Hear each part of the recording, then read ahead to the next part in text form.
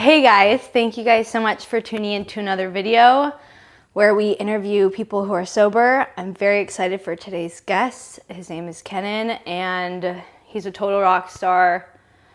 I'm so nervous and I don't even know why, but I love you.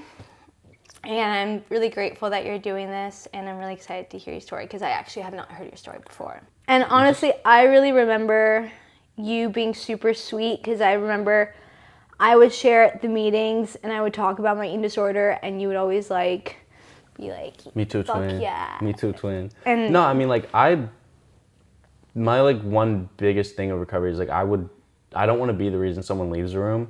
I'm always like happy to be the reason someone stays. But like I don't want to do anything that would like make someone like, oh, like AA is not for me, especially if they need AA. Like I don't want to be the reason someone leaves. Like I always want to be able to be the reason someone stays. Like for example, there's this one newcomer that comes to meeting at Secretariat, and like he's like, I love you, Kenan, and he's like, and he's relapsed a couple times, but I mean he always keeps coming back. He's like, he's younger than you? No, he's like in his 30s, 40s. Okay. But also, I mean, I just want to let people know that Kenan is 19, which I think is very impressive. And I'm sure everyone's going to hear more as you tell your story about like how old were you when you got sober, because I don't even know that. And sorry. Keep going. But yeah, no, I mean he just like always makes it a point to be like, yeah, like people like you and like for example like other alcoholics in the rooms like are just welcoming to him, which is the reason he keeps coming back. Right. And it's just like, it's a little ego boost.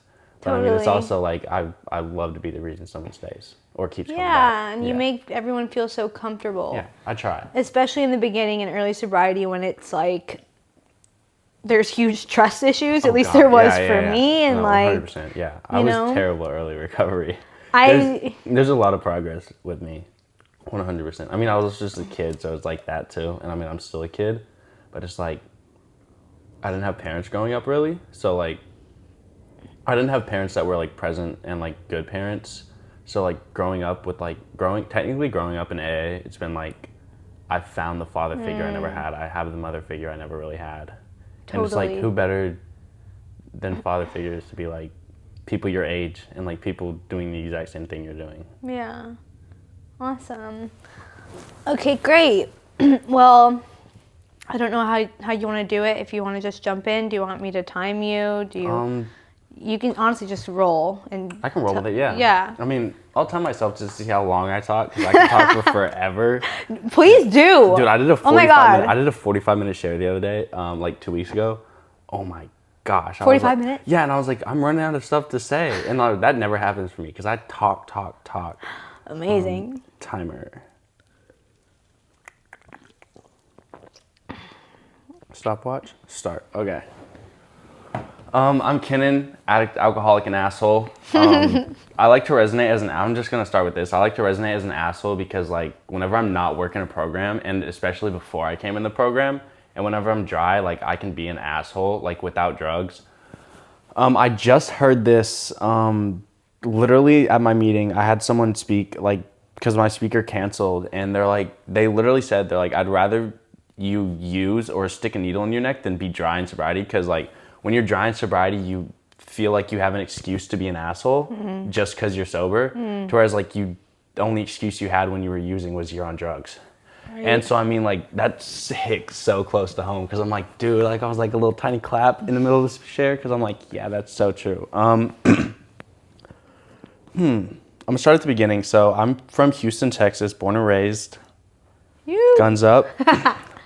I was adopted at a very, very young age. I was officially living with my adoptive family when I was around 1 to 2 months old. I was officially adopted at 1 week old because my mom overdosed 5 days after I was born, and then my dad was killed a month before. I was born into a cartel family, so I mean that has a lot to do with my story, gang violence, and just wanting to fit in. So I started using drugs when I was 5 because I mean I grew up hanging around the people that my birth father would grow up with, or like that would hang around. So I grew up hanging with them. So I mean I was just a 5-year-old kid not really knowing too much what weed was, and someone like handed me a blunt and was like, smoke this, don't inhale is what they told me. And me thinking like, okay, if they're inhaling and I don't inhale, I'm gonna look like a pussy. I can cuss, right? Yeah. Okay, good. And I mean, I didn't want to look like a little kid, even though I was. And I mean, I was not a big kid. Like, I'm small for 19 right now. And I mean, I was definitely small for 5. But yeah, I mean, I didn't want to look like a pussy in front of a bunch of like grown ass men that I was hanging around. So I inhaled. I remember I was sitting on a bench and I was apparently just staring off into space. I remember being told this story more like throughout the years. But I mean, I was just staring off, like, and then they were all laughing at me apparently and saying like, "Oh, this kid's high as fuck. Like, this kid's so high." And like me being like, "No, I'm not high at all. I'm not high at all." And like, I remember the attention I got. Like, I got so much attention that day. And like, even like that one story, it was like told through me throughout like my entire time in Houston. And it's like the attention I got from it was like, even if like sometimes it would be being made fun of, it was always in a loving, like joking way. And I was like, I got so much attention from drugs. So like, fast forward when I was 8, I started using pills because like, okay, I got a lot of attention from being really high on weed. I'm gonna be a lot more high on Percocets or Xanax. So I started doing a lot more pills, and I mean, most of them were prescribed to me because I did struggle with a lot of mental health. Like, mental health is definitely part of my story as well. So when I was 8, I started doing all that stuff, or just abusing my prescription pills because I was prescribed Xanax, like I was prescribed Abilify, like all this stuff, which like, I don't take medications now just because of my story and like how like, I feel like I could use them normally, but I mean, I just don't want to take that risk because I'm only, oh, I forgot to say my sobriety date. I have a sobriety date of April 22nd, 2024. Obviously, I had to get sober after 420. You know, I had to blaze it up a little. But I mean, yeah, that's also the day of my last arrest. I had 24 fun arrests. Actually, my last one was low-key fun because, like, one, it got me sober. And, like, 2, I was, like, joking around with the cop. Like, I was making sexual jokes to him while he was handcuffing me. Like, I mean, I say a lot of jokes in my share and my story just because, like, my story for me is very hard to tell. And so, like, laughter is the best medicine, I would say. 100%. 100%. So, I mean, like, I just say a lot of jokes. If that gets annoying, just tell me to shut up. It won't. But yeah, I mean, I started selling drugs by the time I was 9. It was a way to, one, get money because, like, I didn't really need money for anything because I stole it anyway. But I mean, just having money makes you look cool. And at least I thought it made me look cool. And I mean, I still struggle with that nowadays. Like, money's definitely a big factor on, like, how I deal through life. Like, it's just like, I mean, one, it's LA, so it's pretty expensive to live here. But I mean, also, like, just being, like, sober, like, if you have money, it's like, oh, this woman wants you, this woman wants you. And I have so many cross addictions, even in sobriety, like if I'm not working a program, they'll take over 100%.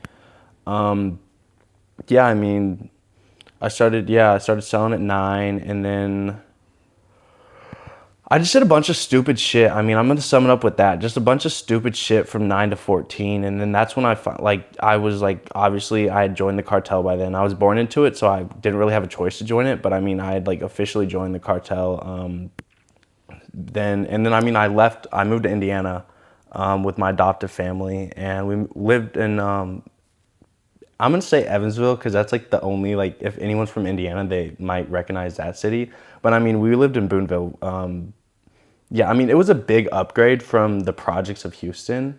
Like, living in a 1-bedroom apartment with, like, how many people do we have in my family? With 5 people is not the best. Like, it's not really good. Like, sleeping on the floor, like, just, and the thing is, like, that I later found out when we moved to Indiana, like, we lived in a nice home in Indiana. Like, we had a couple acres, and, like, we had the money our entire life. It's just our family, my adoptive parents, they weren't the best. But I mean, I guess they realized, like, okay, these kids, like, were born from struggle, so why not keep them in struggle? Like, they had the money, and I mean, we always had, like, toys and stuff. Like, I like to joke around with my friends in the project. So I was like, we're the richest kids in the project. But I mean, it's like, none of that really matters. But I mean, like, we had the stuff we needed. Like, we had food. We never really struggled with that. But I mean, it's just like, the area we were surrounded in, I was definitely a product of my environment. And I mean, yeah, so we moved to Indiana, and I always joke about this when I share, but I mean, I moved from Indiana. Nothing really serious, like injury-wise, physical, had happened to me. Besides a couple overdoses, had happened to me. Like, but those were self-inflicted. Nothing someone else inflicted had really happened to me until I left the cartel and started false banging with a bunch of white people. Because Indiana's full of white people. And I'm not gonna lie, it's a lot of white people down there. By the way, I'm Mexican, not white. I might look it, but I'm Mexican and Puerto Rican.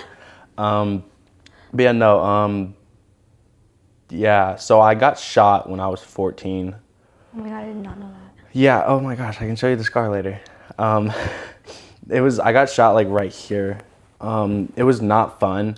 I remember my friend was with me and we see this, I forgot what car it was. It was tinted out and I always joke about it after because they shot out their own window instead of just rolling it down, which was like, okay, like one, you didn't kill me, and two, you have to pay for a new window. Like, joke's on you. But I mean, I remember it felt like I got hit by a baseball bat in the stomach. And like, I just remember like tripping after that. Like I see my friend running and it all got blurry after that. And then I wake up in the hospital. I held a resentment for my friend for the longest time until I realized I was like, okay, I had illegal weapons on me. I was 14. I had illegal guns on me. He ran away. He took I woke up in the hospital with no guns on me, no knives on me, no drugs on me. So he obviously came back, or I just wasn't remembering right. He obviously at some point took all that illegal stuff from me and took it and ran. Like obviously didn't come back to make sure I was alive. And maybe his motives were like, oh, if he's dead, I'm gonna take these. But I mean, in reality, like he saved me from a lot of charges at that time. Like I could probably still be in jail right now if he didn't. But I mean, I just remember waking up in the hospital and like my parents coming in and be like, you were involved in all this stuff, like right off the bat. Like I didn't have any time to recover. I just remember waking up and my parents being like, finally he's awake, like let's get on him. And I just remember like, it was a shitty like couple months because like I really couldn't do boxing. I'm a big fan of boxing. So like I've been boxing since I was 3, competing since I was 10. Yeah, so I mean, that's just like one thing that keeps me sane and kept me from like a lot of bad mental stuff, because like if without boxing I would for sure be dead. Same with sobriety, like without being sober I would 100% be dead. So I'm forever in debt to this program. Yeah, but I mean, yeah, so they just went straight at the bat and was like, yo, like what's like you're involved with. And that amends was terrible because like I officially had my amends with them. I officially had to like let them know like what I was truly involved in, like what truly I'd been doing from age 5 to up until then. And dude, my mom cried on the amends. And like my parents weren't really big cry. I've never seen my dad cry. My dad teared up during my amends, which honestly I've never cried either, but I almost cried. Like I was tearing up and I was like, dude, like the impact I had on these people, no matter how shitty I believe they are, like they want what's best for me. I was always told growing up, like the bare minimum parents have to do, like the only requirement parents have to do is housing, food, and there was one other thing, school. Make sure you go to school. And they did more than that in good and bad ways. But I mean, in reality, like the good should outweigh the bad, because like they could have kept me in the projects. Like they could have not given me any of the toys I got. They could have not given me any of the food. Like the bare minimum, I don't know how much the minimum food requirement is, but like they could have given me just that. And like with an eating disorder, that's bad. Which I want to hear more about, honestly. Oh yeah. If you want to share. No. I have ARFID, so it's avoidant restrictive food intake disorder. Okay. I'm high functioning autistic. So it's very, ARFID is very common with... autism? Yeah, very common with people with autism.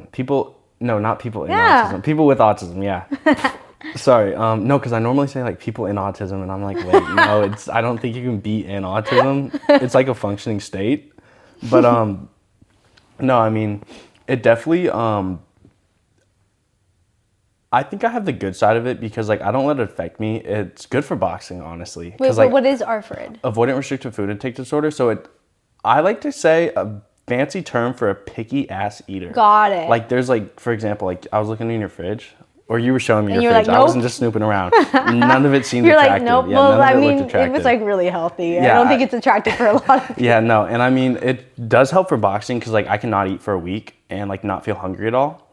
then go like down it's a not weight like class. it's not like I'm purposely like trying not to eat. It's like I just Right. genuinely don't feel hungry, and if I don't, if you don't feel hungry, you're not gonna eat. Right. Like I genuinely just feel full all the time, not like an uncomfortable full. But like just full. Yeah, but it does suck for when I don't eat for a while and then I start to get hungry. It hits Hurts. and like I'll feel dizzy like whenever I get up, like I'll be like, fuck, like I'm about to pass I've out. never heard of this before. So fascinating. Dude, it's so fun. Crazy. Standing up and like no, I used to have Sure, a lot of girls wish that they had. Oh, I'm sure, 100%. I mean, I know some girls that do actually. My sister has it. Okay. Yeah, that she's probably not doing too No, well. don't wish it upon her. Yeah, no, I don't. RFID in prison sucks. Jesus God. Christ. No, I never went to prison. My sister's in prison right now. Oh. Yeah, I just went to jail a lot and juvie a lot. Back to my story. Yes. Sorry, I get sidetracked a lot. No worries, it's fun. Yeah, no, where was I? Yeah, no, like I said, like I hate on my parents so much all the time, but like I have to look back and like do my inventory and like the stuff they did for me, like it doesn't matter. Like I'm gonna say this real quick. My parents were very abusive. My mother was very mentally abusive and like emotionally abusive. My father was very, very, very physically abusive. He would waterboard me. He would hit me with literally anything, like whether it's his fist, a bat, a belt. I used to get spanked with a kitchen knife. Yeah, like the butcher knives. I was never cut, and I want to make that clear. I was never cut with anything. But I mean, it's definitely like, it didn't hurt, but it was more, I mean, it did, but like it didn't hurt as bad as like a bat would. But I mean, it's just the fear of like, this can cut me at any time. And especially like a scar on the ass, like I don't want to live with that. No, but I mean, other than that, like they took me to my boxing matches. They took me to places they didn't have to. Like they didn't have to pay for my boxing gloves, my boxing equipment. They didn't have to pay for my boxing shoes. They didn't have to pay for clothing. That's the other one. That's the third one. They didn't have to pay for any extra stuff that I wanted, that I didn't need. But I mean, they did overall, whether it was them or my abuela. Like either way, they did the best with what they had. Right. I know my father didn't grow up very well. Right. My father grew up very poor. He grew up with I love my grandpa, but I mean, I know for a fact I don't see the version of him that my dad saw. So I mean, I know he was very abused as well. And my mom, actually I love my abuela and I can never see her abusing anyone, but I know her father was different. So I mean, they did the best with what they had. And I don't hold resentment toward them today. To whereas like, if you asked me before I did my ninth step, dude, I would have been like, any chance to kill them? I know what you mean. I'll do it. Yeah, straight up. So yeah, I started false banging with white people, got shot. I got stabbed by my sister one time, and it was because I was defending my father. Wow. Yeah, I got stabbed right here. I covered it up, but you can kind of see it Yeah, I still. do. Yeah. I do. That was not fun. I was covering my face actually, so I could Wow. And it's just like Wow. the things like God's done for me in my life. Like I didn't have to put that hand up that quickly. I didn't have to like wake up from 14 overdoses. I was pronounced dead for 2 of them. Like I didn't have to wake up to those. Like there wasn't always like, there was like times where I thought I was gonna overdose where there was no Narcan near me that I didn't overdose on. Like the amount of times like God has saved my life. And I'm so indebted to so many things. My life is indebted to so many things in sobriety. Like one, sobriety itself, God itself, my community, like people in my community. Like the amount of times like I've wanted to kill myself where I just got on the phone. Like I've picked up the phone, or where like I've wanted to kill myself and I don't have the phone weighs so much when you want to kill yourself. When you're not working a program, the phone weighs so many hundreds of pounds. 100%. Dude, so many. And it's like where I don't want to do that, where someone calls me. It's like God told them to call me. That's my view on it. And like the amount of people that I owe my life to. Yeah. And it's just like, I got all of that because of sobriety. Like I wouldn't have a life without sobriety. So I have to keep it, I have to give it away. So 100%. Whether it's, for example, you asking me to speak on this podcast, me being of service, I'm saying yes right away. One a little egotistical, like I want to be on YouTube, yeah. But I mean, also it's like I want to be able to share my story with someone it might help, and as long as it helps one person, I'm okay with that. Because as long as I can save one life, that's one life that was saved for me. 100%. And I mean, that's all that matters. That's why I say yes to anyone. And they ask me to speak at their meeting. How did you find your way? Oh, sorry, what were you going to say? No, what were you say? I was going to ask, how did you find your way into the rooms? So I from 14 to 15, I was just doing stupid shit, still involved in gang violence, like getting my licks back, as the white people like to say, gringos. I 15, I got kicked out of my adopted family's house. That was a tough time for me. Okay. Just a lot of dark stuff happened in that. I really started using. I stopped the pills, majorly, but I mean, I just really started using up then. I was just drinking a lot, like 3/4 a day. I would just go to Kroger's, I would go to Walmart, I'd steal a couple handles or a couple fifths, and I'd just take them to my tent. I lived at the bottom of Indiana for a little bit in a tent, and then I moved to the top of Indiana for a decent amount of time, living in a tent as well. It was a very fancy tent. It was the first tent I saw that I stuffed in a backpack. I was freezing every winter. I would burn up every summer. No fans, no heater, sleeping bags, and just God showed up in so many ways in that like period of 3 years of homelessness from 15 to 18. Like just the way God showed up. Like for example, I went into CVS one time, and this was at the top of Indiana in the middle of winter, and so I was freezing. Like I was so cold. Like my cheeks must have looked like a fucking tomato. Wow. There was this older woman. She was working. She was like, "I've seen you come in here all the time. Like, do you live near here?" And I was like, and something I'd never would admit to people that I was homeless. Like I'd be sitting in the Walmart parking lot, and some kid, if they were anywhere near my age, I'd be like, "Nah, I live in the apartments over there." Right. Like, nah. And even if it was someone that I wouldn't feel 100% vulnerable with, which was no one, I'd be like, "Nah, I don't want your money." I had someone offer me $100 bill, but they were my age and they had 3 girls in the car, and I was like, "Dude, what makes you think I'm homeless, dude? I'm dripped out. Like, what do you mean?" And this thing, I had some decent clothes when I was homeless. I'd go and steal them. I didn't work for any of it. I didn't deserve any of it, but I mean, I still had it because I was just a dumbass, a criminal. And today I'm still a dumbass, but I mean, I'm not a criminal today. I have my record to sponge, and that's one of the things sobriety's given me. The ability to have my record expunged, because I had a lot of stuff. I had attempted murder on my record. I had multiple assault with deadly weapons, because my hands are registered since I'm a boxer. So if I punch someone, it's assault with a deadly weapon. Oh, wow. And so I had a lot of those on my record. I had a lot of drug charges on my record, but today I have none of those on my record. I'm a clean slate. I'm amazing. Exactly. I'm as clean as my abuela right now. That's crazy. And I know, it just brings a smile to my face, because if I was sharing in a meeting one time, and 3 people spoke after me, and they're like, "Kenan, I'm so glad you've made it this far.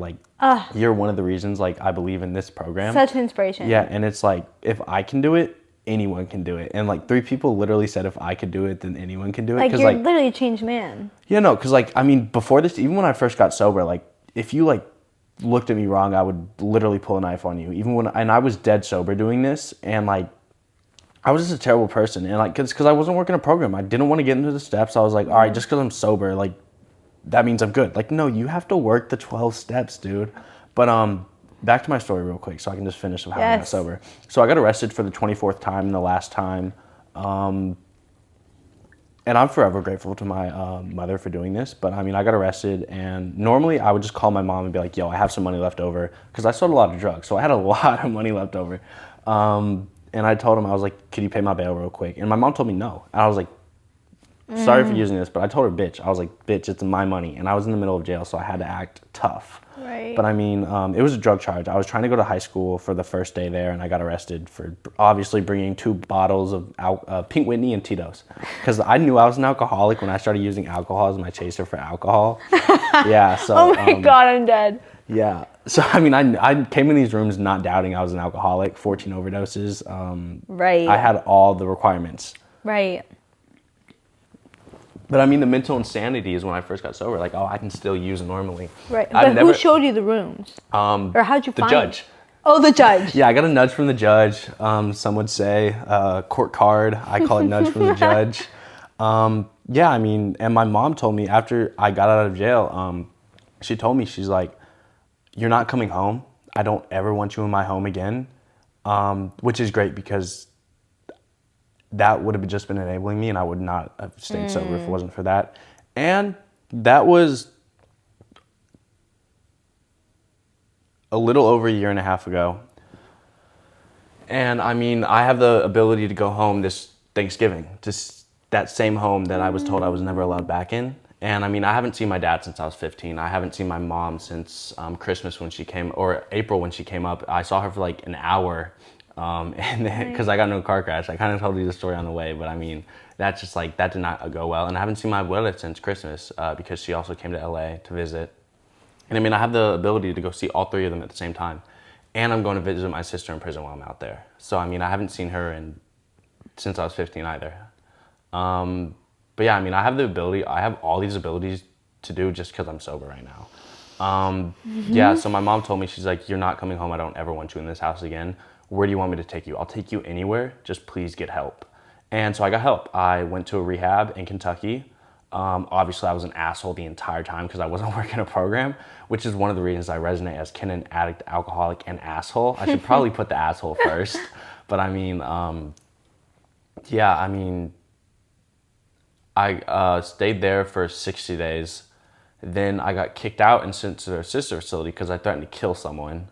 Story of my life. Then I stayed there for 30 days. And I mean, I didn't want to work a program, but I mean, it was housing and I wasn't freezing cold in the middle of winter. So I'm like, dude, this shit's cool. And so I came out to Cali and I was like, if I'm going to be homeless, I want to be homeless in LA. Like that shit's going to be lit. I didn't realize like how like fettied out the homeless people are here. Like in Indiana, like the homeless people are just like smoking weed and shit. Oh, really? And like they're maybe popping a couple pills, but like fentanyl wasn't really a big thing in Indiana, honestly. I don't know how it is now because I haven't been there in a while. But I mean, I hope it's not because I mean, there's a lot of people, cool homeless people I met on the streets. Like you realize like these homeless people are like real people. Right. Like they're not just like AI characters like you see in video games. Like they're real people. They have their own life story. And like I would love to see, and like the ones you see, like they come into the rooms, they have an amazing story to share. And I hate judging people based on what they look like. Yes. Because like, it's just like, you can have someone with a complete different story than what they look like. Completely. Like you can see someone homeless and like they were raised in Beverly Hills. Like they grew up in Beverly Hills, they were raised in Beverly Hills. And like the one thing that like is consecutive between all alcoholics is we all burned it to the ground. Whatever we had, we did it ourselves. We burned it to the ground ourselves. No one helped us burn it down. There were maybe a little pushes and stuff, but no one helped us burn any of our stuff down. We all did it ourselves, and you have to take responsibility for that. And like, which is why when I first got to Cali and I got a sponsor, because I was like, okay, let's see if this works. If people are saying it's working, because I still felt restless, irritable, and discontent. And I was like, I'm not happy with this. Like, I might as well just be homeless. Or like one of my friends at my meeting last week said, I might as well be putting a needle in my neck. Right. Because at least I was high doing that, and I felt decent high. Not near the end, but I mean, I know what you mean. yeah. It was fun, then fun with problems, and then just problems. And I mean, I got tired of being sick and tired. I got sick and tired of being sick and tired. I love how that's always said. Like that's one of the cliches of AA, and I mean, I love that. Because I mean, in generality, like I didn't have a low. I mean, I had a low bottom, but I mean, I had so many low bottoms Right. to where like, my last bottom was just me getting arrested. Like my last bottom was not bad at all. I mean, some people getting arrested could be their bottom. But I mean, for me, that happened 24 times. Right. Like it was just another day in the neighborhood. Like for me, it was just another day. I mean, and it was like, I didn't have any low bottoms, but I got an opportunity to stop being sick and tired. And I'm forever grateful for my mother for doing that. And which is one of the reasons, like, I say, like, they did the best with what they could, but that's one of the more prouder moments I am with my mother for telling me, like, I'm not going to enable you. Like, I'm not here to enable you. I'm here to get you help, and that's it. Like, where do you want me to take you? I'll drive you. I'll fly you wherever the fuck you want to go. I'll get you the fuck away from where I'm at right now. But, like, and she said, like, she said a lot of stuff that was like, damn, this has been me. Like, I'm 15 to 18 years old living in a fucking tent. So, yeah, 18, got sober, came to Cali. And, I mean, I started working the steps about a month into here, and like I know everyone says, oh, I got the best sponsor, like my sponsor's just right. My sponsor is, I'm not saying he's the best sponsor. For me, he is the best sponsor. Right. I could not have gotten a better sponsor Right. for me, because I mean, I think you have to be sober for yourself. Right. And you can only keep yourself sober, but there are without a community, you're not going to stay sober. Without meetings, you're not going to stay sober. Meetings are the basis point of recovery. And like, I mean, it's just the beginning. Like if you stay in the meetings, you're just staying in the beginning. You're not working the 12 steps. You're still going to be irritable, restless, and discontent. Like if you play the same level of a video game for so many times, you're going to get bored as fuck of it. Right. You know, like I'm not going to play the same level of a video game. You got to keep leveling up. Exactly. So you got to keep leveling up. You got to like get a community. You got to get numbers. That's the next level. And if you stay in that level, you're still going to be irritable, restless, and discontent. That's beautiful because that shows how sobriety is constantly us leveling up. Exactly. And then you got to get a sponsor. You got to work the steps. Each step is another level up. And then you got to take other alcoholics through the 12 steps. You got to clear your own side of the street through the 12 steps. And then you got to take other alcoholics through the 12 steps. And I mean, honestly, it took me to step 12 to be like, I love my life. I don't want to kill myself. I don't want to use again. Like I genuinely don't want to use today. And I mean, I don't like to think of it. I don't want to use ever again. I mean, I hope I never do. But I mean, just for today, I don't want to use. And that's good enough for me. If I go to bed sober tonight, that's good enough for me as long as I'm waking up sober. That's all that matters. And tomorrow, I hope to do the same thing. The day after that and the day after that. But I just take it one day at a time. And I actually got a tattoo. It was my first ever tattoo. I was so excited to get it. My rehab paid for it. It says solo por hoy. You can't see it. It says solo por hoy. It means just for today in Spanish.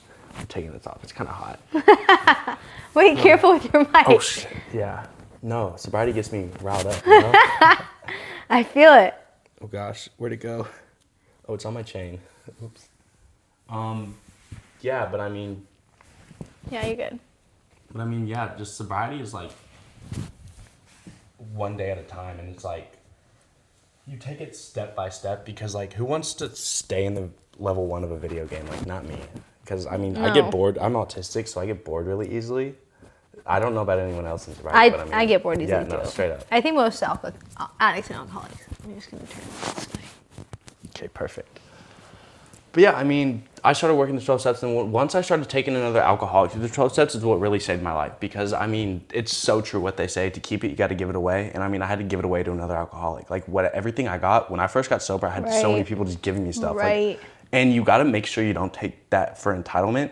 Because like you don't deserve any of that. If honestly, I was taught you deserve death. Like we all deserve hell. I grew up in a Catholic and Christian household. So I say Catholic and Christian because in the cartel we are Catholicism, and in the adopted family I grew up we were Catholic. So I mean I got the best of both worlds. So Santa de lo Muerto, I pray to that, but I also pray to Jesus and I pray to God. I mean it's all entitled. It's pretty much Catholicism, except my parents like me to go by as Christian. It's weird. It's very, it's a lot, but I mean, whatever works. Whatever your higher power is works for you. Works. I mean, your higher power can be a fucking doorknob, bro. Like, I could care less as long as it works for you and as long as it keeps you sober. Keeps you sober, keeps you in faith, keeps you having faith, keeps you focusing on something other than yourself. Looking outward. 100%. Because, I mean, and that's the thing. Like, you got to, like, focus on something else, but you can't focus on, like, one big thing for me was taking other people's inventory. Because I'm like, you pissed me off. This is what you did. This is why you did it. Like, this is this, you. And I didn't look back. Like, I love how, like, all this time growing up, like, if you point at one, you have, like, 4 fingers, which is not true because you still have the thumb pointing at them. But, I mean, you generally are just pointing, like, your self-reflection. Because, like, this is good. This is good. yeah. And it's, like, one of my biggest and, like, ah moments was, like, when I did my 4th step, my sponsor made me do my part first, which I love him for this because, like, that's how I'm making my sponsee do it. Oh, interesting. And it's like, okay, so this is what I did to this person. And I'm not even joking, 99% of the stuff that was done towards me was exactly what I did towards them or exactly what I did toward another person. Whether you cross it like this or go straight across. And so I'm like, all right, what's my part? All this stuff, what's their part? Oh, the exact same stuff that I'm just mad at them because I did it first and they did it back. So, like, self-reflection is like, dude, you realize how much of a fucking terrible person you are when on drugs. Right. And, like, even without drugs, not working a program. The self-awareness is beautiful. Yeah, and I mean, I love how you're doing this YouTube channel because, I mean, you don't even have to be, like, struggle with drugs or mental health to do this. Like, I believe the 12 steps work for anyone. Right. Whether you've never done drugs in your life, whether you've done a lot more drugs than you should have done in your life. Like, the 12 steps work for anyone. Like, I've told my parents, I was like, the 12 steps would be amazing for you guys. Literally. Like, it was a little shots fired towards them, but I mean, like... No, it just would make it makes anyone a better version of Yeah. themselves, because it lets you see your patterns, your, like, the things that you do, how you deal with conflict, how you deal with pain, everything. 100%. Yeah, but I mean, just focusing more on recovery now, because I mean, I've told my story and I love to like focus on recovery, because I mean, like, I don't want to just sit here for 30 minutes and bitch and complain about how bad my life was. But I mean, I'd like to have a little like, okay, here's why I qualify as an addict, but here's what's better about my life today. Like I said, I don't have to look over my shoulder every time I hear a cop sign and like put my hood up or put my hat on, like, oh, no, I have warrants, they don't know. Yeah, keep in mind, every time you have a warrant, the cops know, they run your shit. But I mean, I don't have warrants today in any state, in any city. And you also run a sober living now? Exactly. I don't run a sober living. Okay, sorry. I work at a sober living. Yeah, I just got the title. My first shift starts Saturday. And it's like the full circle. It's just amazing. Because like I came from this kid who just wanted to kill, whether it was himself or other people for looking at him wrong. And now I'm like, I just want to help. Like, I take any chance I can to be of service. And I notice whenever I say no to people is when I start feeling like shit about myself. Not about like saying no specifically, but I mean, that's when I stop working my program, is when I start saying no. And when I start working my program is when I start saying yes. And working a program helps so much. Like, I've been in so many dry spells, which is why like a couple months ago, I was in a really bad dry spell. I wasn't going to relapse, but I mean, I was looking at people and they were pissing me off. And so that's when I realized, I was like, I need to do something about this. So I started resonating as an asshole. That was the first step for me. I was like, Kenan, addict, alcoholic, asshole. And I mean, that got people to come up to me after the meeting and be like, why do you haven't done this your entire sobriety? Why are you just now? I'm like, because I'm dry as fuck and I need to do something about it. And I mean, I can say I'm going to do something about it and go home and do nothing about it. I can lay on my bed, watch TikTok, go box. I can forget about the meeting entirely. And I mean... But it's the honesty. Yeah, the honesty is the first step. I mean, just admitting you're an alcoholic is the first step. Because, I mean, I know for me, it was so easy. But, I mean, I know for some people it's so hard to admit you're an alcoholic. Because, like, you don't have the full, like, you haven't had enough hurt sometimes. Yeah. Whether it's that or if you just don't know what people are going to think about you. And that's the alcoholism talking. Exactly. It's like, I don't want you to admit you have me. Right. Like, no, I mean... It's scary. It's so scary. I mean, for me, it was so easy because I grew up around those people. So I was like... in order to fit in, I kind of had to be one.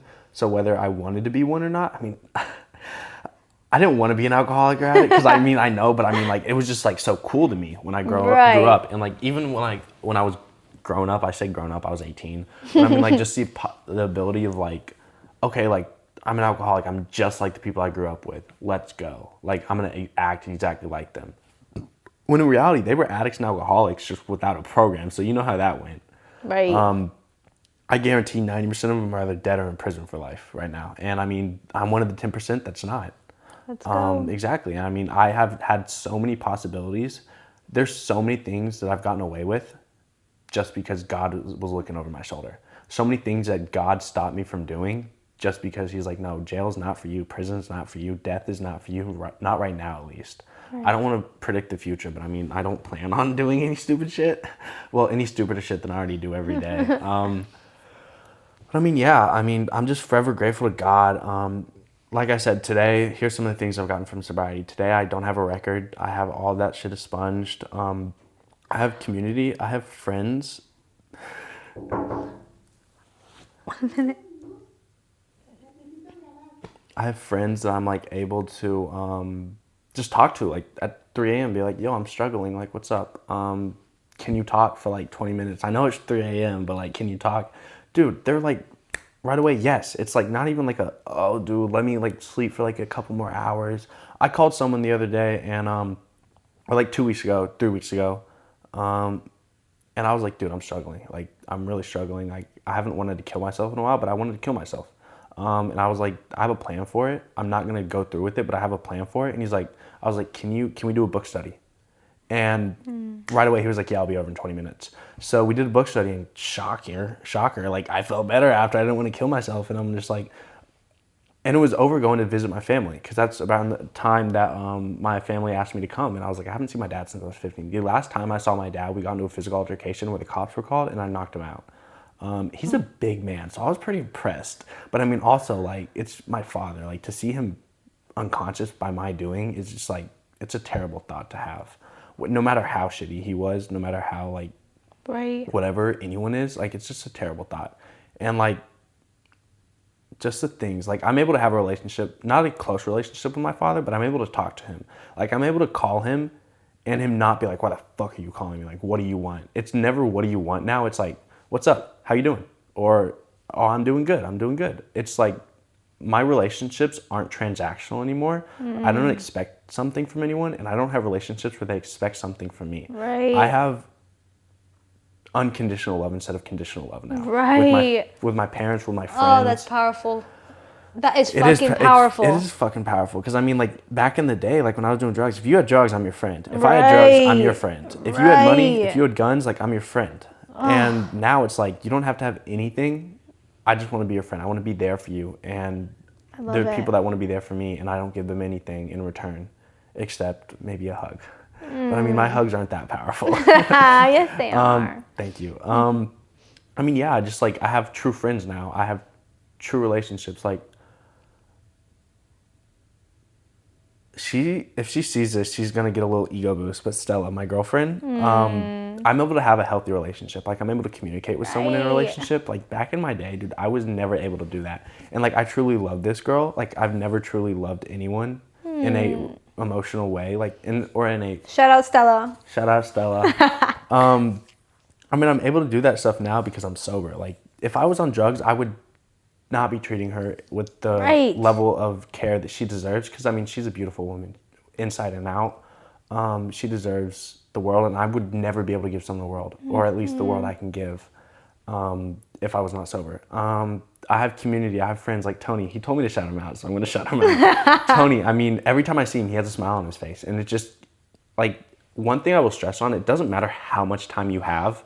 You can help someone with less time than you. You can help someone with more time than you. For example, Tony, he has a couple months. I don't want to overshoot him on months or undershoot him on months, so I'm not going to say how much time he has, but I mean, he has a decent amount of months.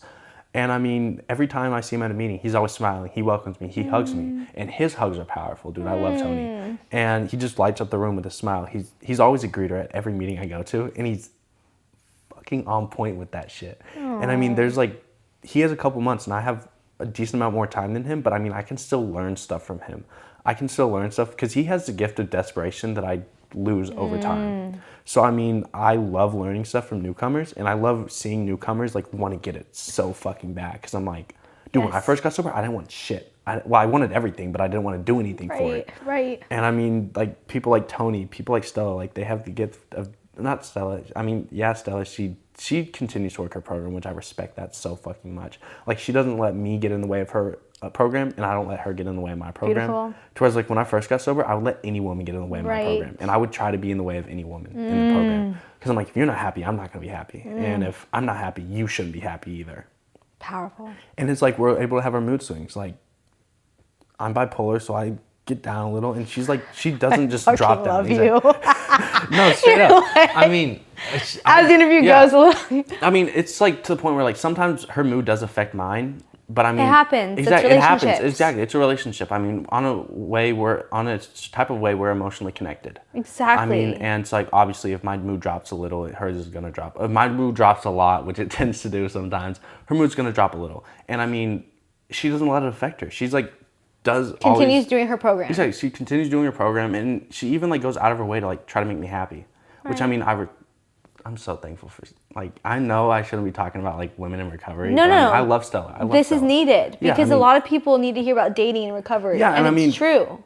I don't think like there's a certain time limit of when you should start dating. I don't think, like, my sponsor told me jokingly, but he told me, he's like, for the first year, just fuck a bunch of women. Don't date them. God. He didn't specifically tell me to fuck a bunch of women. Who is your sponsor? No, I'm just kidding. He told me, he's like, don't get into any he's like, do whatever you want, just don't get into relationships. I took it as fuck as many women as you want. And so that's what I did. And I mean, I just felt so progressively low. And like every time I would put women as my higher power, I would reap the benefits or the non-benefits. Right. And I mean, I think you should be able to date whenever you're spiritually fit. Just like you can go anywhere on God's green earth whenever spiritually fit. Today I go to raves, I go to clubs, I go to all this stuff sober, and I stay sober through Amazing. it. And like I'm able to be self-aware enough to be like, okay, if I'm not like spiritually fit today, maybe tomorrow. There's always tomorrow I can go to a rave if I'm not today. Beautiful. Because for So example, what does being spiritually fit mean for you? I mean, just like, for example, I was in line for a rave on Friday, 3-4 weeks ago. I forgot how long ago, but I mean, I was like so restless, irritable, and discontent in the middle of the line, and like I was in an argument with one of my friends, and I was just like, dude, I'm not feeling it. Like, can we go home? And he's like, fuck yeah, like let's go. And like I have friends that are able to respect that. He's not sober, but I mean, I have friends that are able to respect that. We can just go home. Got it. And I mean, it's amazing. Because like I surround myself with people who respect me. Right. I never did that before. They respected my drugs, not me. 1,000,000%. Yeah. Oh my God. And I would surround myself with people that I respect for any reason other than they have drugs. Just because, for example, I respect you because what you're doing right now. Thank I respect you. you because you're always a kind face in the rooms of AA. You always welcome people. That would have pissed me off, my addiction. Like, why the fuck are you so happy? Like, what the fuck have you done? In reality, it's just you've done the 12 steps. Right. I mean, the 12 steps save so many lives. I'm gonna say it 100 fucking times. The 12 steps save your life. If you do them properly, you're gonna be happy, joyous, and free.